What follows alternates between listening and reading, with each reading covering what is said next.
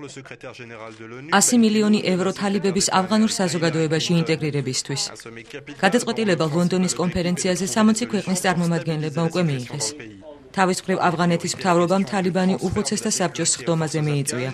ამ ნაბიჯებს ანალიტიკოსები მნიშვნელოვან წინსვლად მიიჩნევენ.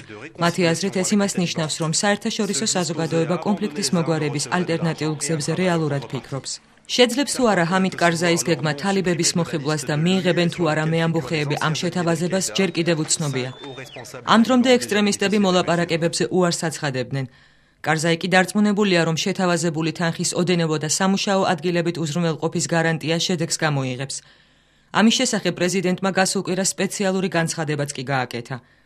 ის თალიბები, რომლებიც ალ-ქაიდას ან სხვა რომელიმე ტერორისტული დაჯგუფების წევრები არ არიან, შეუძლიათ თავიანთ ქვეყანას დაუბრუნდნენ, დაყარონ იარაღი და ცხოვრება ავღანეთის კონსტიტუციის შესაბამისად განაგრძონ.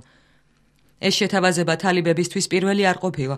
გასული წლის მარტში კონფლიქტის მშვიდობიანი გზით მოგვარების ინიციატივით ამერიკის შეერთებული შტატების სახელმწიფო მდივანი ჰილარი კლინტონი გამოვიდა.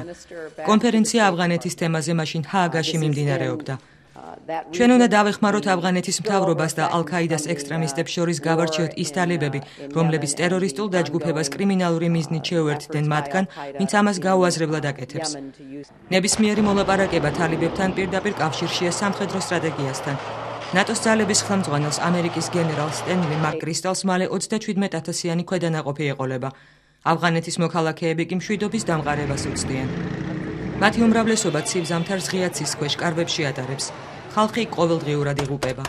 ლონდონის კონფერენციისგან ავღანელები საკუთარი სახლებისა და უსაფრთხოების უზრუნველყოფას ელიან.